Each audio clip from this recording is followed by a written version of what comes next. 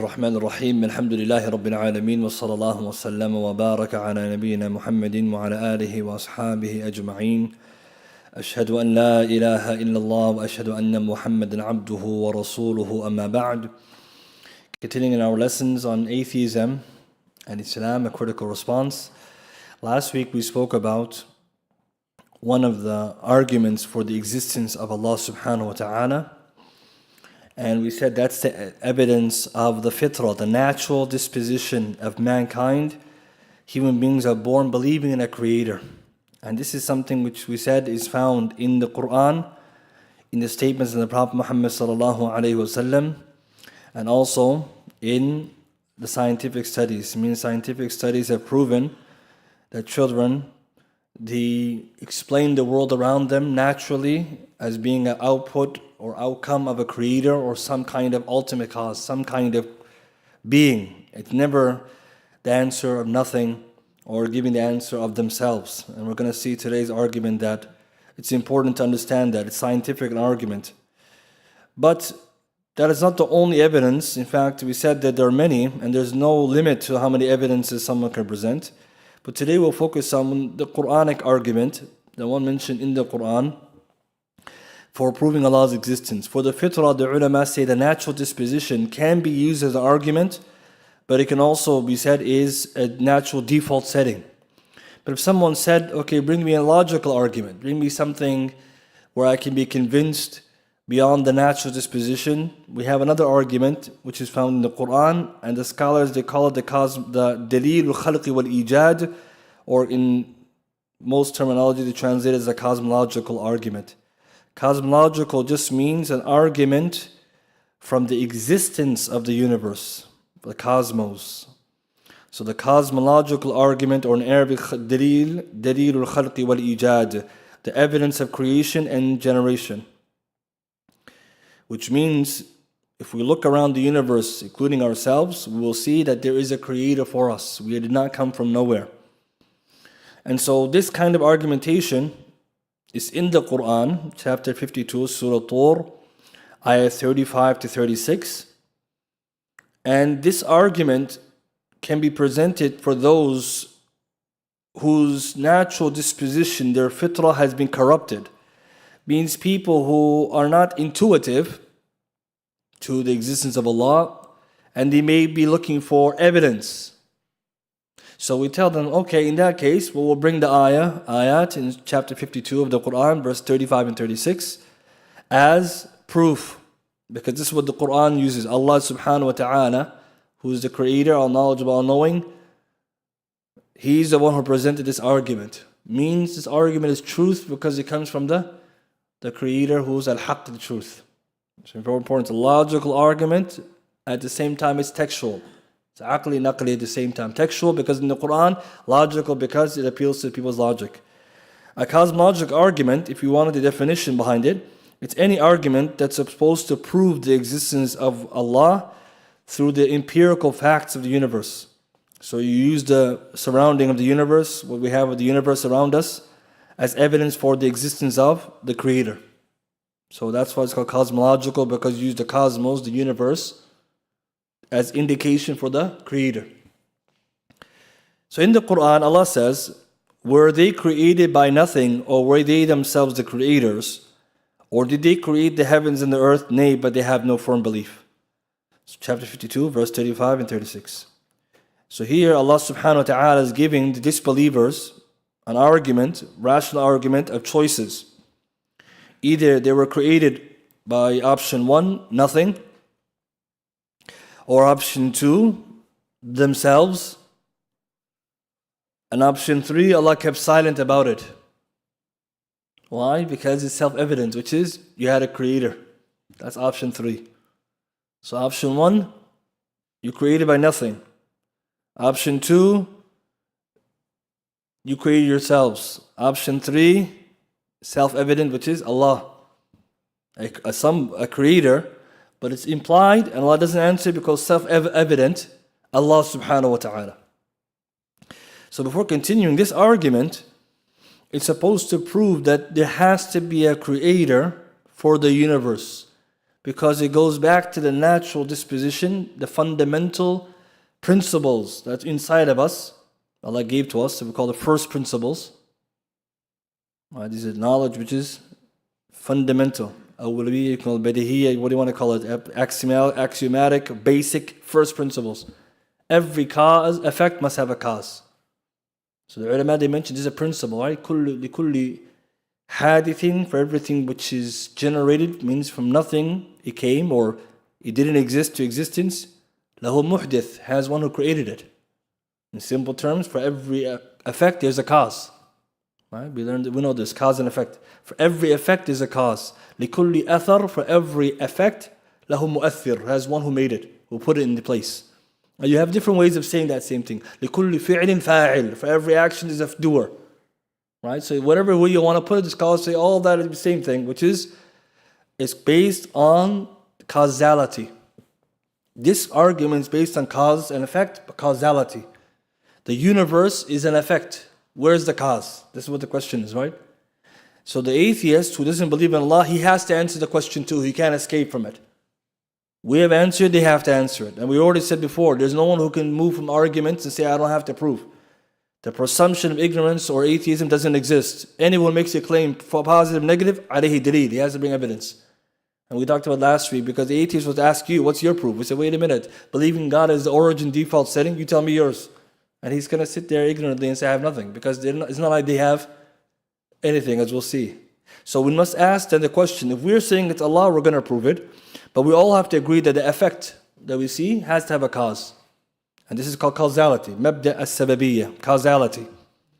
Now with that being said then, there are many ways to argue this, but we're going to argue it in the easiest way. And the ulama have put together different ways of using this argument. So we said last week, the way you argue, you have to bring a proof, a dalil, wal istidlal. A hujjah proof is not just dalil. Dalil ma'al istidlal. You need to have the evidence and the way you're going to argue. How are you going to present your evidence? So for example, if someone says, what's your proof Allah exists?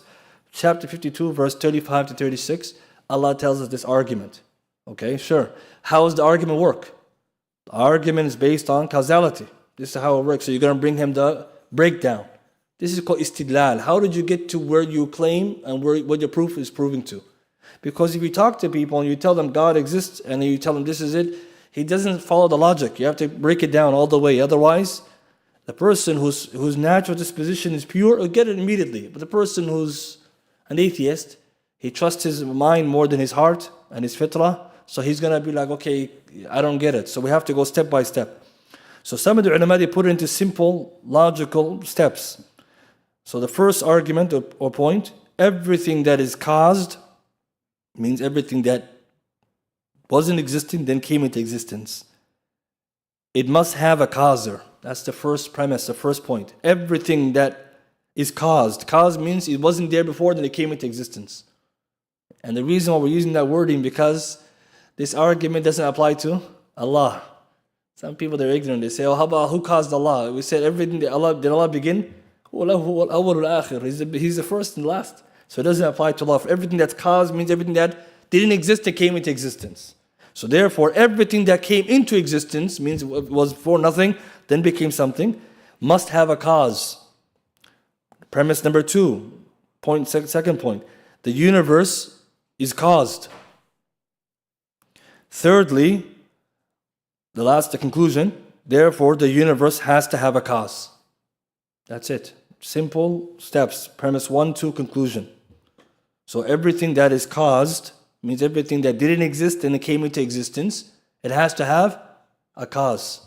So in other ways, every effect must have a cause. Every action must have a doer.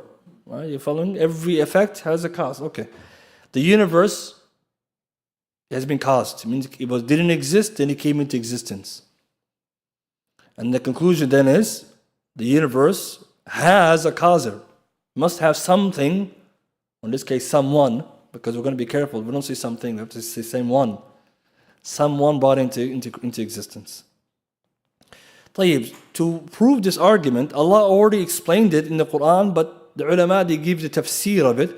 So let's give the tafsir first of the ayah, then we'll come back to how we can use it. So Imam al-Sa'di, he writes in his tafsir of this ayah, you can find it in English, chapter 52, verse 35, Surah Tur, ayah 35. And you can also see it in his book, Al-Barahin al-Aqliyah, right? Clear evidence for the existence of Allah. It's in English, not this book in red, not this one. The other one, it's a white and blue cover. It's called Logical Evidences for Allah's Existence, Alamat al-Sa'di. Okay, and that's another benefit. Sheikh Sa'di is, mashallah, one of the scholars of our time, specialized in atheism. And all the ulama recommend, if someone wants to read books, you read his book first, the Logical Evidence for Allah's Existence, then you read this book. After, this one, Debunking the Canons of Atheism. These are two books in English, along with these other works. Because Sheikh Sa'di spends a lot of time proving Allah's existence. And where does he get his arguments from? The great scholars before, like Shaykh Ibn Taymiyyah, Ibn Qayyim, others. And you have to know that Shaykh Sa'di, and some people, they think like he's only for beginners. No. Right? He's the Imam of our time. He's from the Imam of our time. So in his tafsir, he writes, summarizing the argument. What's the argument? The Quran explains it, mentions it, here's the explanation. He says, surely it is established in the intellect, along with the legislation, that the affair does not escape three options. So he says that really Allah gave us three options. The ayah is telling us there's only three options about the universe's existence or its causer. Only has three options. Option one, either the creation created from nothing. That's the first option. They came from nothing. And that is, there is no creator who created them. Rather, they were found without any creation, any creator, nor one who brought them into existence. And this is impossible. Okay, that's the first option. He said he rules out immediately. And we're going to see that it's impossible for someone to say that the universe came from nothing. Although most of the atheists say that. I know, as laughable as it is, it shows you again the level at which they're going to go to in order to disprove Allah. They will have to deny basic facts. Nothing produces something. Right? This is what they're going to claim. Number two, the second option. Or they are the creators of themselves. And this is also impossible. For verily it is not conceivable that they create themselves. So Sheikh Sa'di says, then the second option, humans or the creation, the universe made itself. And that's also impossible, as we'll see, because it follows into a contradiction. Because if something made itself, it has to be both out of existence and in existence at the same time. Means, for example, if somebody said that a child gave birth to itself, it must be partly out of existence and in existence. Nafs waqt. So this is tanaqud, right? It's a contradiction. Again, so everyone rules that out. The third one, if these two affairs are false and impossible, and their impossibility becomes clear, the third option is specified that Allah is the one who created them. Khalas, that's the third and last option. Allah made them. So the atheist, he won't argue on the second one, that the universe made itself. He may argue the first one, that it came out of nothing, which is just as bad as the second one, right? But he'll say that. But if he's smart, he's going to go to the third one and say, okay, something made it. But he can never say it's Allah because he doesn't believe in Allah. So he'll say something else. And that's also a corner that we put them in. Choose. You choose the universe, yourselves, something. And whatever you choose is going to be a worse answer than saying it's Allah. And it's very important. Anything that they argue is way worse and more impossible and more unbelievable than any belief a Muslim can have, because Islam is based on haqq. So if they say, what's your proof? Just ask them, what's your alternative first? And you'll see, subhanAllah, people who are saying things you can't imagine. Somebody printed a book with the stuff I'm going to mention. And they're supposed to be PhD, Oxford, Cambridge, doesn't matter. How can someone print something like that and say this is the answer? So the reason I'm saying why they don't choose Allah, number one, they're not allowed to. Science doesn't allow them to say Allah. And everyone has to know this why. Science will not allow them to. And the reason why is because science is based on material exploration, right? Empiricism is about material causes. So Allah is already out the conversation. لاحظوا, pay attention. They can't say Allah, even if they try their best. It's unscientific. So when he says, what's your proof? We tell him, are you going to accept Allah's explanation or not? You can't, so I don't want to talk with you. There's no point of this. Because you've already negated the explanation to begin with. But since they did this, Allah punishes them with the worst answer. So they're going to have to stick to the material causes. And they're going to say something like, the universe made yourself. It's always existed. The universe is a brute fact. Gravity made us. Mathematics. Stuff that you look at them like, are you aqil? Are you okay? Right? You logical here? This is what he has to say. And then he's going to tell you, you look at these people who are ignorant. Someone who says Allah made it versus someone who says something in abstract made it. طيب, before now continuing, that's the gist of the argument. Now we have to prove each premise. We have to prove each point. We can't just say this because it's not logical to make a claim. You have to bring proof. Let's go back to the first one. Everything that is caused or began to exist must have a cause or causer. So the first premise is self-evident. That everything comes into existence must have a cause. And this is the causality, right? Principle of causality. Means if something didn't exist and then came into existence, we're going to ask, what brought it into existence? Why didn't it stay in existence? So this is important. The ulama, they have a lot of qawa'id connected to this. But the essence is, imagine right now a child is born, and then another parent or the family, they have no child. Why this one has a child and this one doesn't? Must be a sabab. What's the sabab? These two parents decided to have a child, this one didn't. But if you told me one child came into existence today, another one didn't, what made this one exist and not that one? Causality. We need a sabab, and we need something to choose that. Because not just it came, who chose it, and what's the cause of where it came. So the problem with the atheists, causality is basics of science, cause and effect. But they try to push cause and effect outside of the discussion of the universe. So they say cause and effect is in here. If we go to the universe, we can't use cause and effect. And we're going to get to that in a second. So causality is a basic, everyone believes in, even children. Okay, Shaykh Islam Ibn Taymiyyah says that the existence of a cause thing without a cause for its existence is falsehood known by necessity of the intellect. It's something ingrained in humans, right? Go back to what we mentioned last week. If a child is struck, he will say, who hit me? If it's said to him, no one hit you, the mind of the child will not accept that idea and that the strike was caused without a doer. So like this, if someone logically thinks it's possible for writing or building or a garden to be produced without a cause, then such a person is considered insane, according to people's intellect, or a sophist who denies a priori knowledge without knowing. Means either one of two. Either he's an insane person or he's someone who's just denying the basics of life. Yani someone just busy with nonsense arguments. And we find today that if someone told you effects can happen without causes, we'll tell them that is science based on cause and effect? You say yes. So how come the universe, right, which is supposed to be a collection of all the laws, has no cause and effect?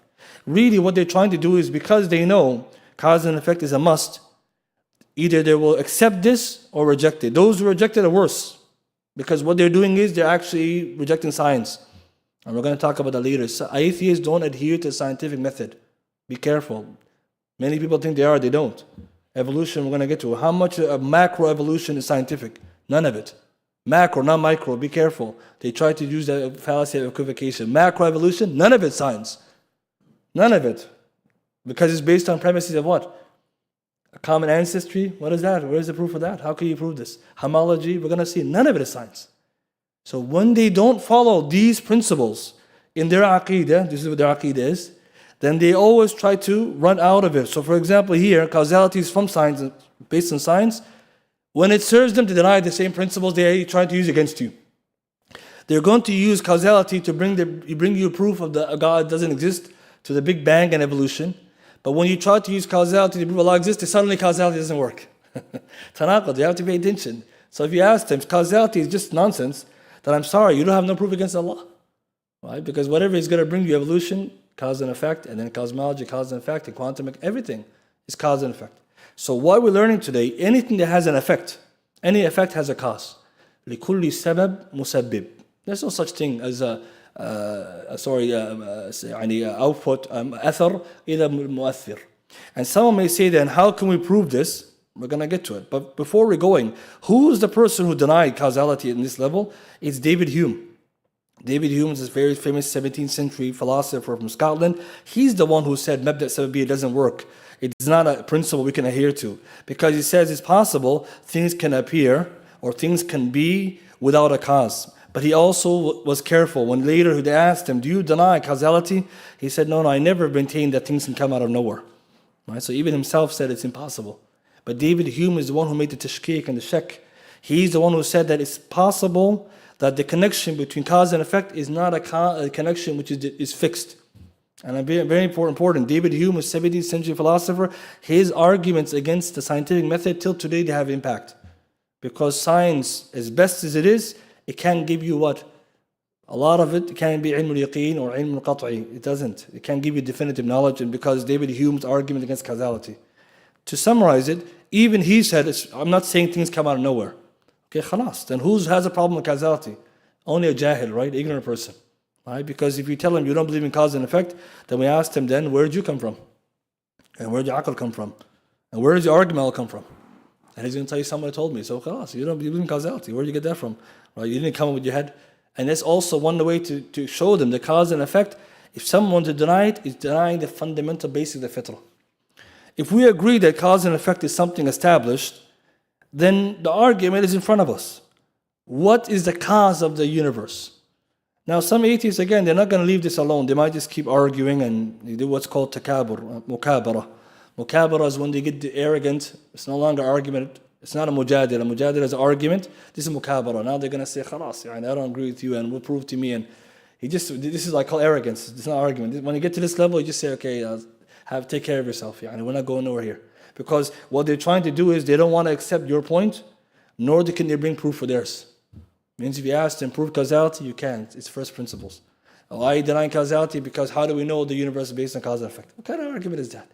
And it's a fa'idah, Shaykh Muhammad Khalil Harras, rahimahullah, he mentioned the atheists, their arguments are based on ihtimalat, always just possibilities, never ending possibilities and conjuncture. It means possible, possible, possible. They have nothing qat'i, certain, or a principle they can really hold on to. It's all possible. For example, they will say, is it possible the universe came out of nothing? We're going to say, no, it's not possible. But they're going to say, but it's still possible.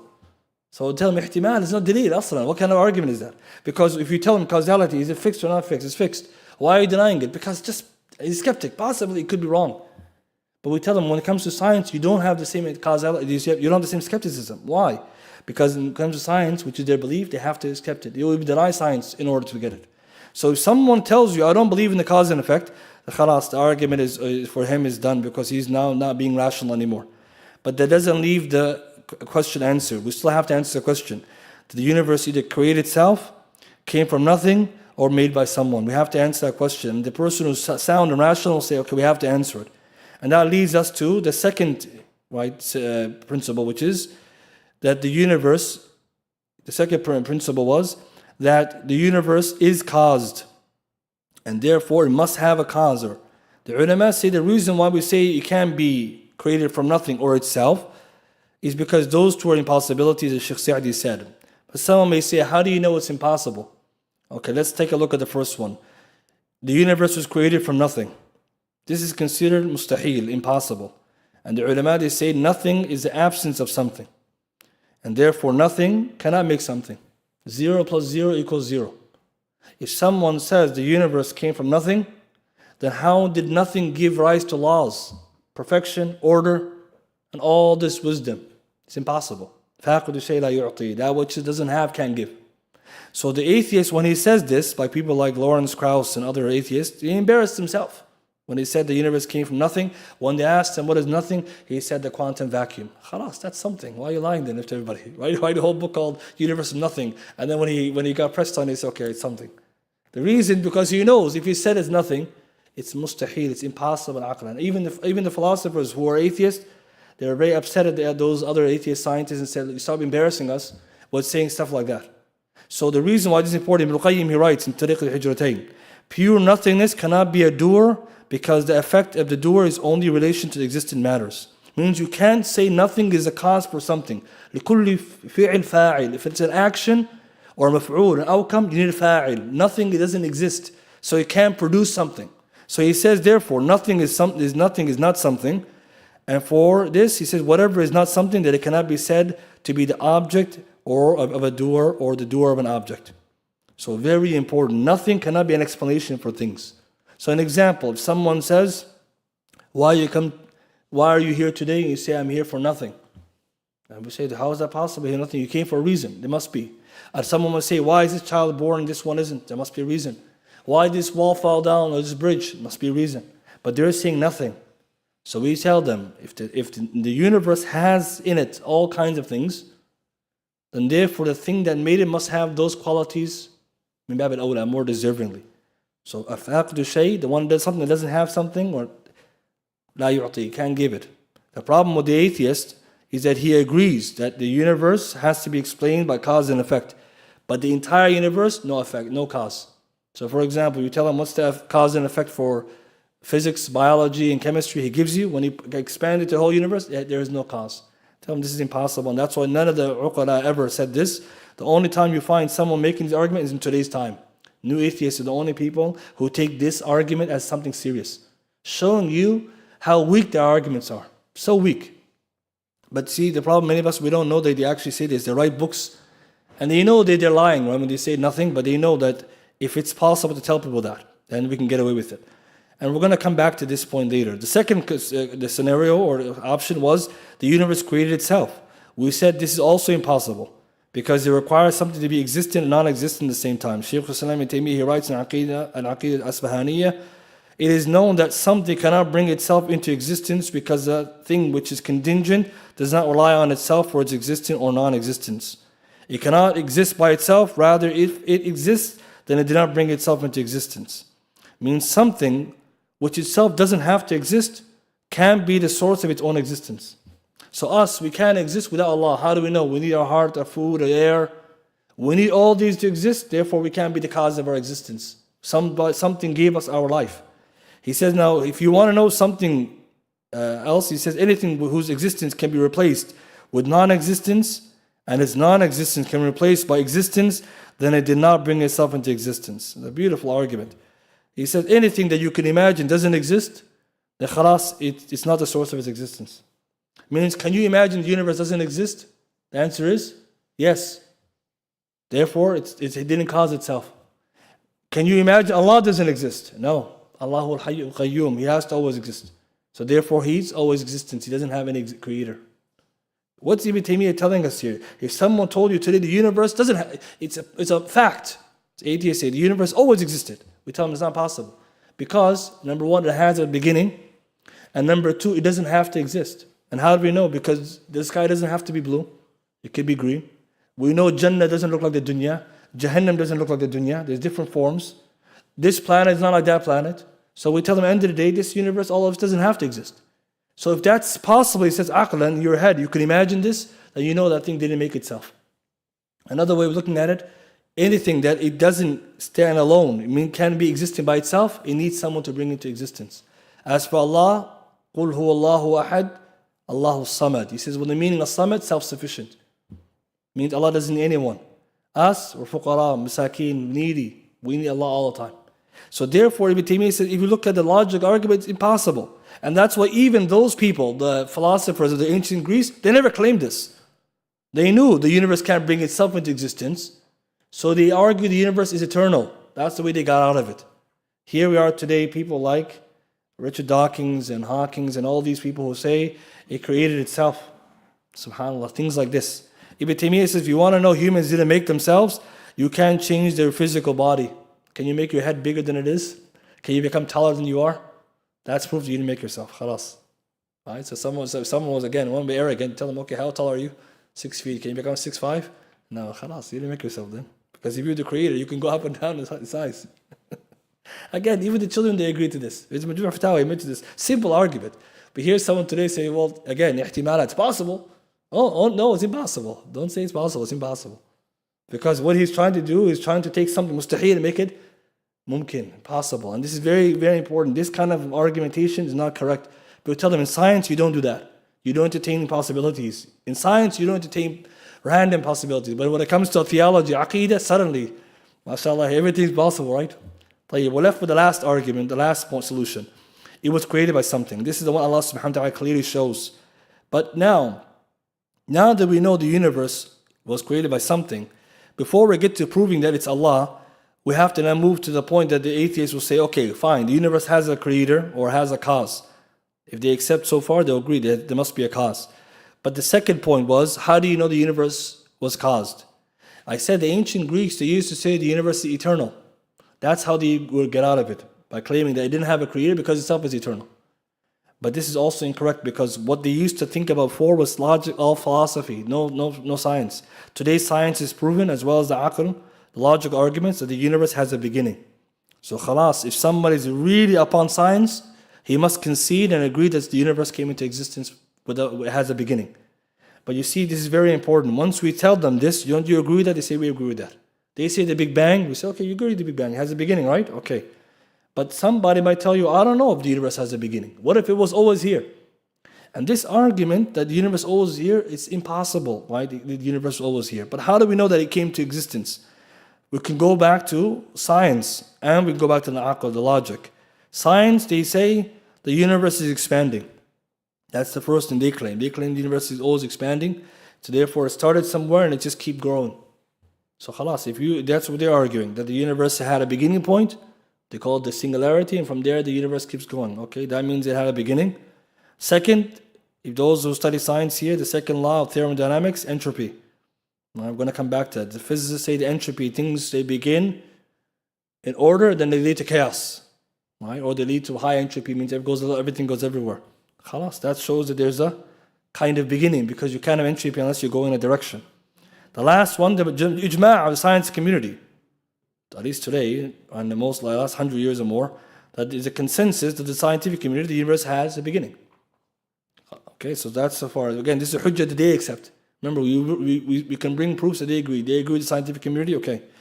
Also, we know logically, as we explained, Ibn Taymiyyah showed the universe has to have a beginning. If we agree the universe then has a beginning, that leaves us with the question, who brought it into existence? The atheist, once he gets to this part, he's going to either do one of two things. Either he's going to give you an answer, who made it, or he's going to try to argue that something else made it. What made it? Or how was it made? And this is important. The question is, man, who created the universe? Not kayf, how was it created? You must understand that, brothers and sisters, because the causality, there's more than one cause. When we say cause, it could be, tell me how it was made. The cause of how was it, its mechanism. I'm not asking how it was made. I'm asking who made it, who brought it into motion. So the atheist is very clever. So he'll tell you, oh, I'll explain to you. Then he'll tell you the Big Bang. I didn't ask you the Big Bang. I asked you who started the Big Bang. No answer. He's going to tell you, oh, universe came from evolution. I didn't ask you kayf. The tafsir, how it came. I'm asking you who. Again, he's going to run from the answer. And this is also proof of the weakness of their aqeedah and how weak the arguments are. You can't answer who, but you can only answer how. That's a categorical fallacy, the wrong question. And that's what the ulama say. If anyone who answers the wrong question, we ask him something, that person is not to be argued with. To make a hayd an al-jawab. He's running from the answer to the question. I'm asking you how. No, I'm asking you who. You asking me how. Answering you how. So if you ask them, who started the Big Bang? No answer. They say, we can't answer that. So why are you talking about aqeedah then? You're in the wrong conversation. You're talking about science? Science is about the how. Aqeedah deals with the why and the who. It's very important. Aqeedah tells you the why. It tells you the who. So in this case, Allah. Why He made it, the hikmah, wa ta'leel. It can tell us kayf. Science can only tell you kayf, how. Can't tell you why. Can't tell you who. All of us here study science before. But those who study scientific philosophy, they know this. The philosophy of science, you know this. The atheist, he's going to run away and try to tell you how. Or if he's really honest, he'll say, okay, I'm going to give you a who. And his who is so embarrassing. But before we get to the who, he's going to tell you the how. And me and you, some of us, and this is important for our youngsters, don't get caught up in the fancy talk. It's simple. He's going to tell you a system, a train with no conductor. This is what they're going to tell you. MashaAllah, there's a train driving itself. This is essentially. Abu Hanifa, rahimahullah, when he argued with atheists, he used this kind of argument. When he explained to them the boat coming together by itself, and that's how he got to the atheists to argue with them, they said, it's mustahil. So you're saying the whole universe came together by itself. No difference. And it's exactly what he said is today the same. That's why the applicability to the argument salaf is not far-fetched. Some people, they think those arguments are overdue or outdated. They're not. They're exactly the question we're dealing with. So go to Tafsir ibn Kathir, under the 20-something ayah. He talks about this, the argument Abu Hanifa and Malik, Shafi'i and Ahmed, how they dealt with the atheists. Exactly what they said is the arguments today we can bring. Because the atheist is going to tell you today, back then he'll tell you a bunch of hows. Today he updated the house. He didn't answer the who. What's the point? All day and night he's up there talking about the new theory and you're missing the argument. I'm asking you who. He can never give you the answer. All he can do is tell you how. And it's very important because if you don't know this, me and you are going to be moved from the conversation of who made the universe to a conversation of is Big Bang right or not, and evolution is right or not, and we're just wasting our time. I didn't ask you the how. That's your business. You're a science person. I'm asking you the who. If you can't tell me, then you have nothing. So before going there, even the honest atheists, scientists, they know this is tricky. It's not easy. And I'll give you one example. This is from their people. Brian Greene, right? He's a common scientist. He has a book, you can find it. It's called Until the End of Time. So he's a physicist. He's alive today. He's talking about entropy, second law of thermodynamics. Those of us who are engineers and stuff, they know this. In there, he mentions something that bothers him. Okay, he's honest. He's not like Richard Dawkins and these others. He says, when he's talking about entropy, he says, when you look at the universe, one of the things that he says about what force or process did the early universe acquire low entropy. So he's trying to say why the universe is ordered. Why is it organized, not chaotic? And then he continues by talking about the example of 100 pennies. If you come across a pile of 100 pennies, all of them are turned to heads instead of tails. This, he says, it would admit an immediate explanation. So when you flip a coin, it's head or tails. He says, imagine you get 100 pennies, all of them are heads. Someone's going to say, who put it there like that? You're not going to say, mashallah, somebody flipped very good, all of them like that. He says, you need a cause. He says, now continuing, he says, if something has low entropy, it needs a cause. So he says, but what or who arranged a special low entropy configuration of the early universe? Means if this is true for 100 pennies, how about the whole universe? Why it has such low entropy, so much order, so less chaos? And now look what he says. In fact, although it's a question that has kept me up for many a night, literally.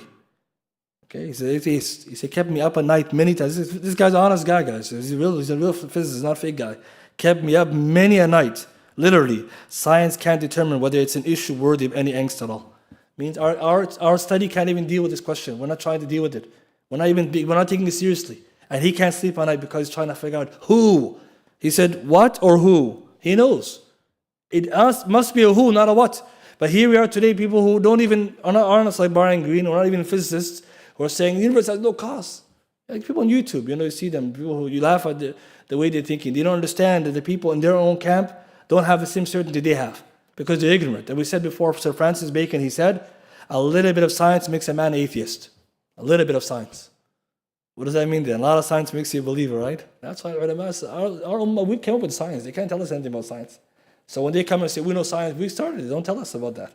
And don't tell me the aqidah of Einstein and others. Newton. He's a muwahid, right? That's important. So Isaac Newton, he believed Allah is one. And he also believed Muhammad ﷺ was a prophet sent to the Arab. He was not a Trinitarian, Unitarian. And some they say, if someone gave him da'wah, maybe he became Muslim. Wallahu a'lam, he could have. Because if you read his writing, he said that Muhammad is a prophet sent to the Arabs, and Allah is one, not three. Newton, who's Newton, guys? The biggest, right? We got. And this shows you again, today they come and say, the smartest guys. No. These are not the smartest people. The people who are smart are already passed. These are the arrogant ones. And this is why even the best of them, who are really honest, like this guy here, they admit it. Compare that to Richard Dawkins, who's not even in the field, guys. He's not even in the field of biology. He's not even in the field of physics. He's a science popularizer. In other words, a journalist, right? He just writes about science. He doesn't do science. Yet he's the guy who's talking and shouting up and down. He's a cheerleader. Tell him, sit down, man. You're not in the game. Right? And it's very important to understand this. Because in our world, and alhamdulillah, it's dying already, this new atheism, because people were never exposed to this level of aqidah. A lot of people before didn't study aqidah a lot. They were amazed by their arguments. But when you analyze it properly, you see it's nothing. It's not even proper. That leads us now to the last point, which is who made the universe, which is we're going to say it's Allah subhanahu wa ta'ala. Because it has to be a who, it can't be a what.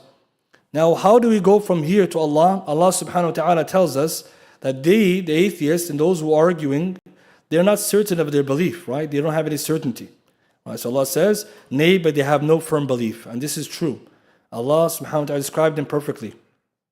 So by conclusion, we conclude that there must be a cause, a creator, and we're going to say it's Allah subhanahu wa ta'ala. But how do we go from there to Allah? The atheist, he might tell you universe, not Allah. So we say Allah, he calls it universe. So we say Allah is all-knowing, he's going to say, well, whatever you describe Allah with, like being eternal, you give it to the universe. So from that angle, we can see he's a mushrik, he's an atheist. He's also a polytheist, because he believes the universe is the creator. And some of them, like we said, might just say, I don't know. But many of them, they're forced to. And the point I mentioned here, you can do now, muqarana, a comparison. We say Allah made the universe, subhanahu wa ta'ala. They say the universe made itself, or it's the creator. Which one is more rational? Universe speaks, doesn't speak. Universe thinks, doesn't think. Universe has a will, doesn't have will. Ibn Qayyim says, when would they stop calling the universe Allah? Doesn't speak, it's not thinking. The qualities that we have, it doesn't have. How then it can be the creator like us? Means here we are doing science and the universe can't speak. You speak, so the one who made you must be speaking, min babil awla, must be speak better than you. But here they're saying the creator is what? Mute, deaf, dumb, blind. Laysa ba'id, brothers. If you don't think that's very strange, ask the scientists, the Darwinists, what made the universe? Natural selection. Doesn't have a mind, doesn't have a body, doesn't exist. What is this? You think that's surprising? I'm going to show you even worse. But this is the conclusion they will choose, except for Allah. Anthony Flew, the very famous 20th century, 21st century atheist, Anthony Flew, his name is. He used to be an atheist, then he recanted, and then in his life, he became a deist. He used to say there's no God, then he said there is a creator, but he doesn't know who, and he died like that. Anthony Flew, one of the biggest atheists of our time, 50 plus years atheism. So he has so many arguments, so many things. At the end, he recanted. What was one thing he mentioned? The difference between a person of Tawheed, a Muwahid, and a Mulhid. He said the atheist and theist, the difference is what? The atheist says the universe made the world, and the believer says it's God. He said, I don't accept the universe can be the creator. I don't accept that. I said, no. After all those years, half a century of arguing for atheism, he concluded it can't be. And I just want you to look at the muqarana. Imagine someone tells you, we came from the universe. There's someone like, okay, what kind of argument? That doesn't explain anything. It makes more problems. Because I'm trying to find out the beautiful wisdom of the universe, the beauty of it. And that's why if you look at the lazim, the lawazim, the conclusions of their beliefs, the entailments, you find strange things. Like when you ask Richard Dawkins and others, why is the universe beautiful? Why we have function? The universe doesn't have any hikmah. There's no ta'leel and hikmah. There's no wisdom. Okay, so why is everything so perfect? He says, well, just an illusion. SubhanAllah, illusion. That's what he says, just an illusion. It looks so perfect, but it's just not. Another example, it's so beautiful.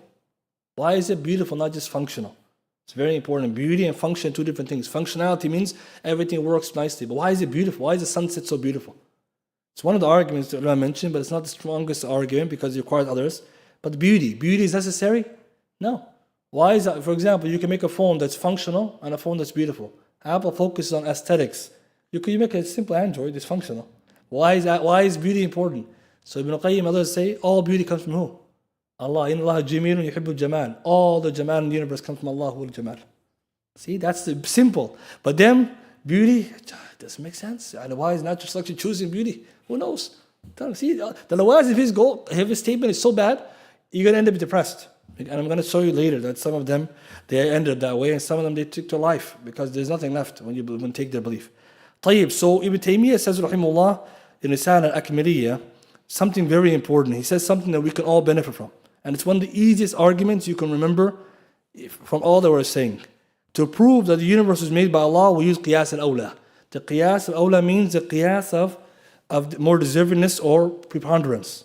Simple way to explain it. Any perfect quality of mankind that mankind has, which is perfect in all aspects.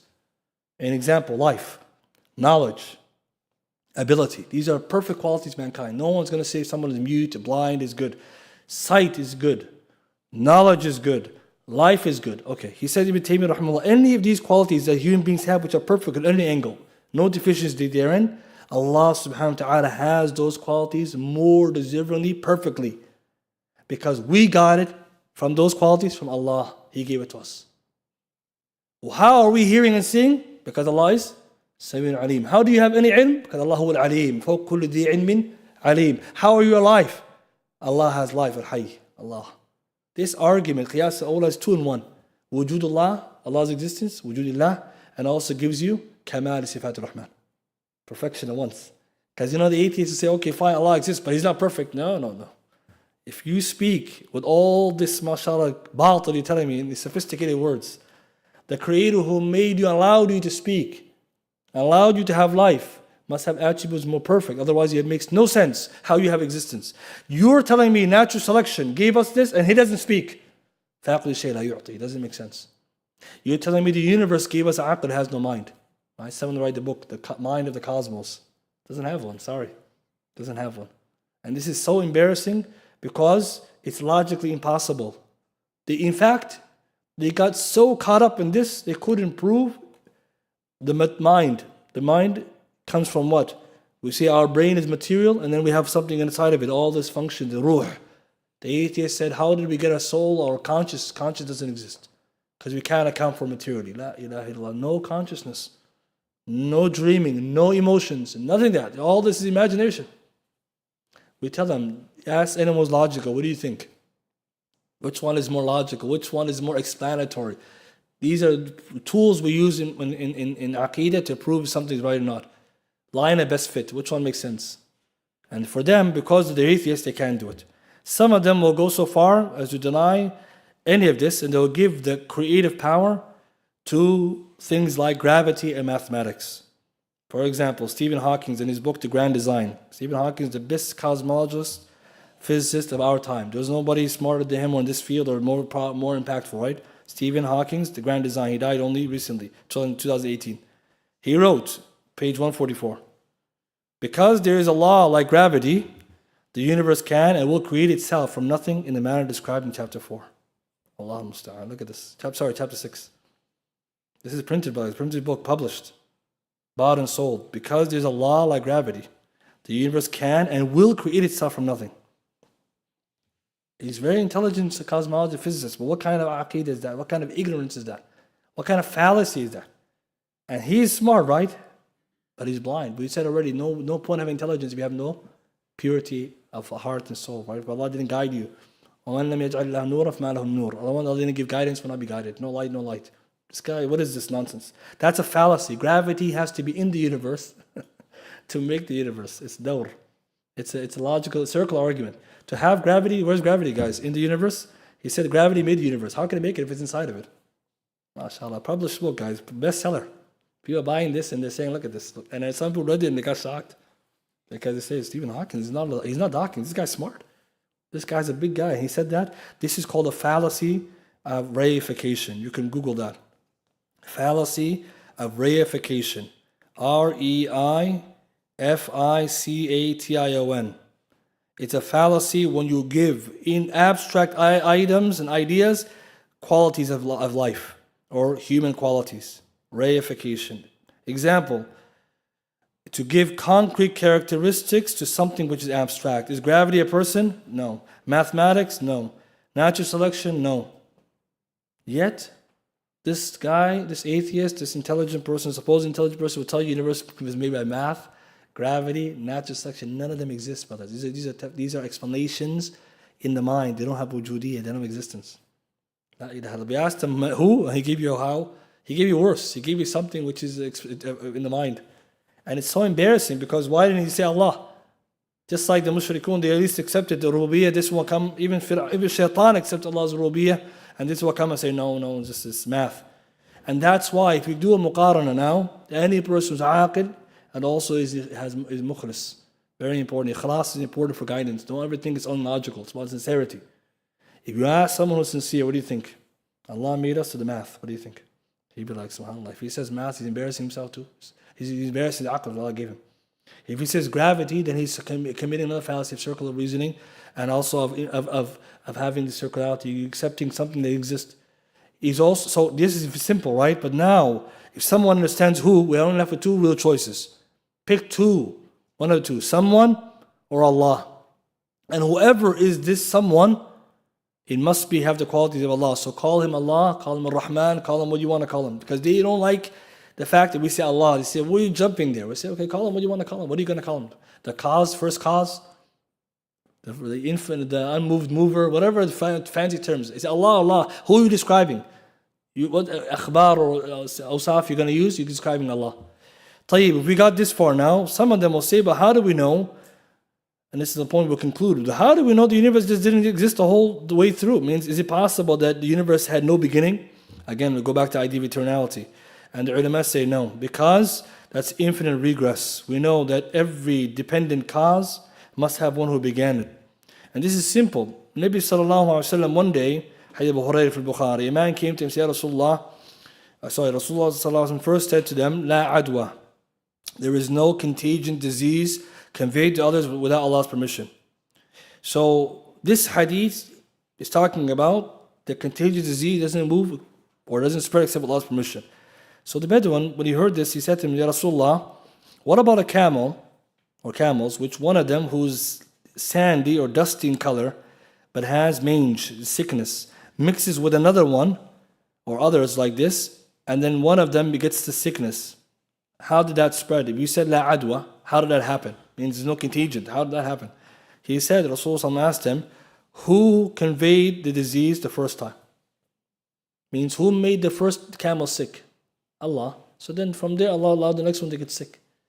Nabi Sallallahu Alaihi Wasallam, this hadith, Bukhari 5770, he explained that there has to be a start for everything. It can't be everything going back eternally until the end of dependent causes. The reason why, we wouldn't be here.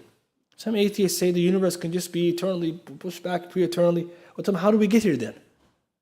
If there's no infinite. So Nabi Sallallahu cut that off and said, no, whoever gave the sickness to the camel first, which is Allah, gave it to the second.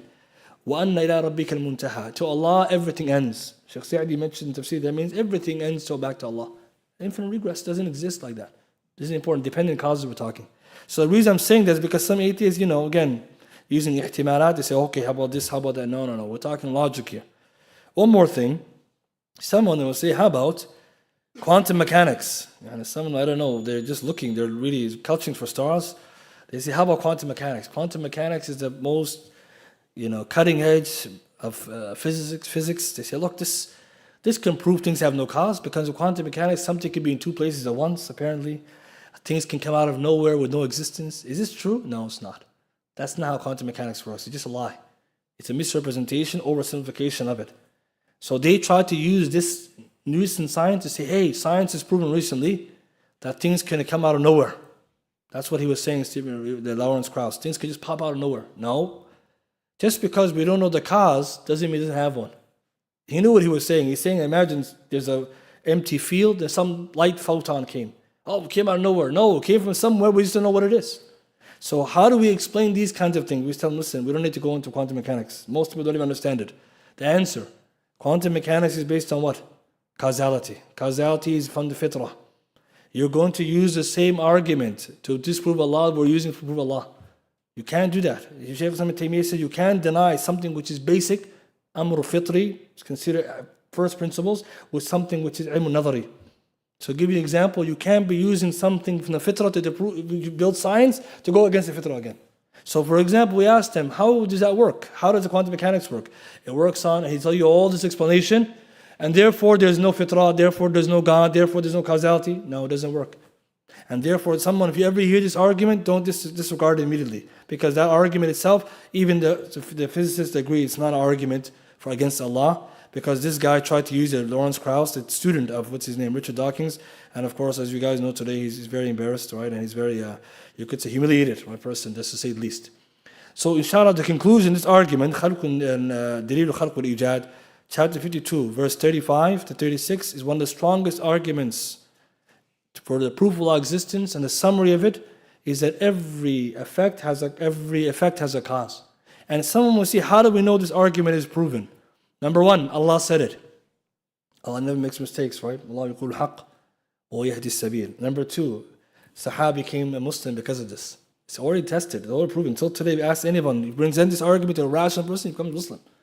Jubair al-Mut'im, Hadith Bukhari, Muslim, he said at the time Rasulullah after Badr became one of the captives, and Nabi Sallallahu Alaihi Wasallam was leading Salah, and I was a captive, not Muslim, sitting outside Salat al-Maghrib, and Nabi Sallallahu Alaihi Wasallam read these ayat. He said, I was just sitting there listening. Again, he's a kafir, guys, but he knows Arabic, right? He said, when I heard the argument, وَقَعَ الْإِيمَانُ فِي قَلْبِي, Iman fell in my heart. I couldn't believe Allah is arguing with the atheists with that argumentation, so strong, so clear, and so powerful. And he said, my heart almost flew out of my chest. He's outside the Salah, guys, kafir, but honest, sincere. He became Muslim then. So we asked the people today, oh, it doesn't work. He's not, that guy's not mukhlis. They work for others. But also remember, some people, you might need another argument, another one. So next week we'll do one more argument along it, and we'll move on to some of the shubuhat that they present about Allah's existence. But you can see now, if you understand these basic points, even if you summarize in an easy way, you're on strong grounds. Remember, the question is, who made the universe, not how and what. But today what's happening in these atheists, they bring you a lot of discussion, a lot of speech, big words, they quote people, and they fall into all the fallacies. They appeal to authority. They tell you why Allah said, we don't believe in Allah. So we don't believe in your arguments of your scientists either. Well, he's not authority. See, it's the same thing we find today. What is good for them, they will do it. But brothers and sisters, one of the most important things, it's not about people like us in the masjid who are already, our iman is strong. We're coming to the masjid, we're learning, studying. It's the people in our brothers and sisters, our students, our youth in the university campuses, who don't know Islam very well and they don't even know the science deeply. Like I said, a little bit of science makes someone an atheist. First year student doesn't understand evolution, nor does he understand Aqidah. No wonder he has shak. We must understand what's happening. They're bombarding those people. They're not coming to the masjid and talking to us. Because someone will stand up and will respond to him and he'll get shocked. Because again, these are scientists. He's not a specialist. As Michael Roos, one of the philosophers, he said, the arguments Richard Dawkins made is the philosophy 101, basics, freshman year art philosophy, basics of the Aqidah. It's so embarrassing. Richard Dawkins is a scientist, he's not a scholar of Aqidah, right? Embarrassing. But what's happening today, our community, we must be careful that we don't also leave those people without these arguments. Even today, it's a must that we share. As the ulama have done now, many of the books in Aqidah, when they start Al-Iman Billah, they start with the first point. Before they get to Tawheed Rubiyyah, Al-Iman bi wujudihi. You've seen this in the books, Aqidah. Ulama say Al-Iman Billah is 4 things. Al-Iman bi wujudihi, Tawheed Rubiyyah, Tawheed Uluhiyyah, Asma wa Sifat. Why did they begin with the first one? Because we're in dire need in today's time. So even this, as much as it's detailed, we need to understand it even in a simple way. Because you'll be shocked to find that many of the Muslims, even they pray with us, it's not sufficient. Knowledge is very important, and you share with the people who are not here. Inshallah ta'ala, we'll end with this much. If anyone has any questions, inshallah, after the salah, we'll take it. Barakallahu feekum. Subhanaka bihamdika ashhadu an la ilaha illa ant. Astaghfirullah.